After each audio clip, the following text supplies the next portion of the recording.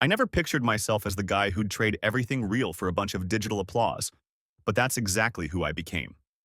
I'm 28 male, now, sitting in an apartment that feels more like a tomb. Empty beer cans on the counter, a cactus I forgot to water, and a phone buzzing with notifications from strangers I'll never meet. A year ago, I had a life. My best friend Nate, my little sister Mia, my girlfriend Jess.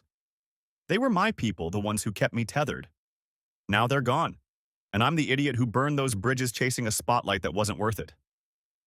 This is how I screwed myself, step by stupid step. It started with a fluke. I've always been solid in the kitchen, not some chef prodigy, just a guy who can turn a $5 grocery haul into something you'd eat twice.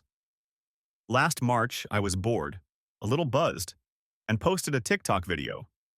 Me making garlic butter shrimp in my shoebox apartment, cracking dumb jokes about how I'm one breakup away from a food truck. My 50 followers, coworkers, high school buddies, my cousin who never watches anything, were my only audience. I expected a dozen likes, maybe a lol nice from Nate. But by morning, it had 200,000 views. By the end of the week, 2 million. The shrimp was a hit, but they loved me. The scruffy dude with a lopsided grin and a knack for self-deprecation. I couldn't let it go.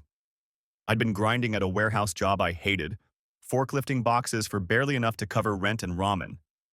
This was a crack in the door, a chance to breathe. So I doubled down. I posted more. Spicy ramen hacks with a $2 packet, a poor man's steak, with a cheap cut and a marinade I'd perfected over years. My follower count surged. 50,000, 100,000, 500,000 by summer. Brands slid into my DMs. Knife companies with sleek logos, cookware I couldn't afford before, some meal kit service I'd never use. Money started trickling in, then gushing. I quit the warehouse in June, bought a ring light and a decent mic, and turned my kitchen into a content mill. I was Shrimp Guy, and it felt like I'd cracked the code to something bigger. Nate was the first to feel the shift. We'd been inseparable since college, met in the dorms, bonded over cheap beer and dreams of making it. He's an IT guy, quiet, allergic to social media. At first, he was all in for me. "Dude, you're famous," he'd say, smirking over beers at Murphy's, our dive bar with sticky tables and a jukebox that only played Springsteen. We'd talk like always, him griping about his micromanaging boss, me venting about forklift drama. He even came over once to film me, laughing as I fumbled a spatula and swore on camera. But then I started bailing. A movie night got pushed for a collab with some influencer I barely tolerated, some guy with perfect teeth and zero personality. A camping trip we'd planned since January, our annual reset with tents and a fire pit, got scrapped because a brand flew me to Austin to demo their grill. I'd text, "Next time, man, swear," and he'd reply, "Yeah, cool." I didn't hear the strain in his voice, the way his cool started sounding like a shrug. I was too busy counting likes. My sister, Mia, was next to slip.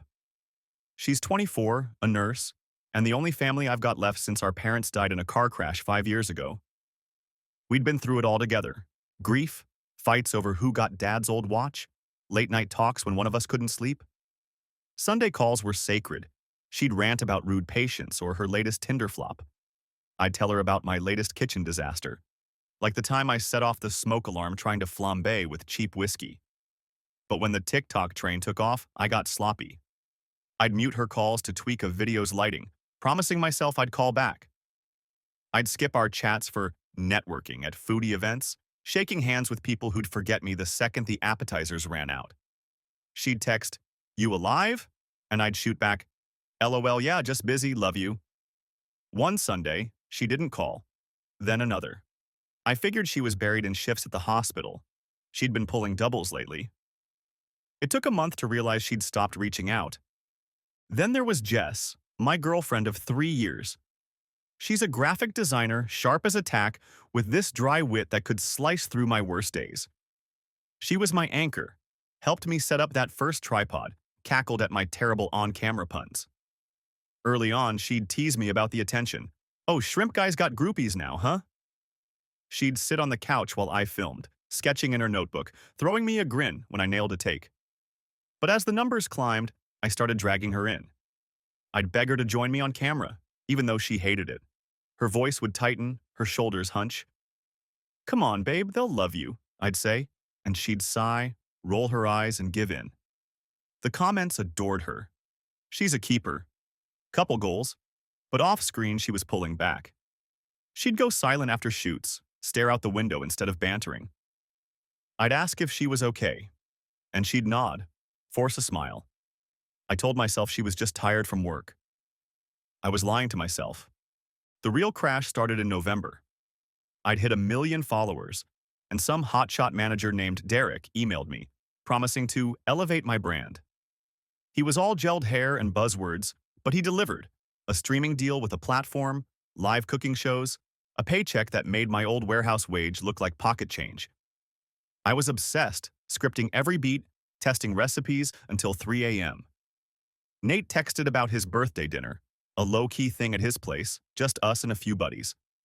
I said I'd be there, but Derek called about a last-minute sponsor meeting in LA. I picked the meeting, texted Nate some lame excuse about work stuff. He didn't reply. I figured he'd cool off. He always did. A week later, Mia showed up unannounced. I was filming, apron on, shrimp sizzling, when she banged on the door. She walked in, took one look at my setup and said, "You look like a damn infomercial." I laughed, thinking it was a jab, but her face was stone. She let me have it. Said I'd turned into a ghost, that I didn't even ask about her anymore. "You know I got dumped last month?" she said. I didn't. "You'd know if you picked up the phone." I tried to explain. The money, the chance to build something, but she wasn't having it. "I don't care about your stupid followers," she snapped. "I miss my brother, and he's not here." She stormed out, slamming the door so hard the tripod wobbled. I stood there, shrimp burning, chest tight, knowing I'd fucked up. Jess broke up with me days later. It was a gut punch. We'd planned a quiet night, takeout, a movie, a rare break from my chaos, but I'd scheduled a live stream instead, chasing that streaming deal high. She came home from work, saw me futzing with lights and a ring of garlic cloves, and lost it. "I'm not your prop, Ethan," she said, voice cracking. "I'm not here to play second to your ego." I begged, swore I'd cut back, that I'd fix it, but she shook her head. "You don't see me anymore," she said. "You see content. You see numbers." She packed a bag, grabbed her sketchbooks, and walked out. I didn't chase her. Too stunned, too ashamed, too late. The fallout was swift. Nate stopped answering my calls, left me on read after one last "take care, man." Mia blocked me after I spammed her with apologies, my texts bouncing back like shouts into a void. Jess wouldn't even open my messages. I saw the "delivered" turn to gray silence. I kept posting, couldn't stop the machine I'd built, but it was hollow.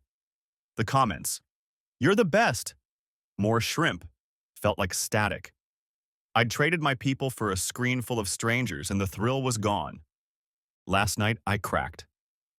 I scrolled through old photos, not the curated TikTok ones, but the real blurry ones. Me and Nate fishing, sunburned and laughing, a trout flapping between us. Mia photobombed at Thanksgiving, sticking out her tongue behind a turkey she'd burned the year before. Jess asleep on my shoulder during a road trip, hair wild, a half-eaten gas station burrito in her lap. I cried.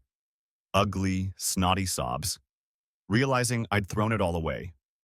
I deleted my accounts at dawn, 1 million followers, gone in a click. Maybe it's too late. Nate's a brick wall when he's hurt, Mia's scars run deep, and Jess deserves better than my groveling. But I'm done with the online game. I just want to be Ethan again. Edit. Jesus, you guys move fast. Didn't expect this to hit like this.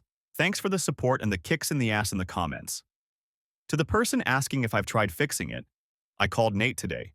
Voicemail, left an apology, no bullshit, just said I miss him and I'm sorry. Mailed Mia a letter this morning. She loves handwritten stuff, so maybe it'll crack the ice. Jess? I don't know. I want to fight for her, but I'm scared she's done for good. Someone said I should have seen it coming. Trust me, I know. I'll update if anything moves. For now, I'm just trying to claw my way back to who I was.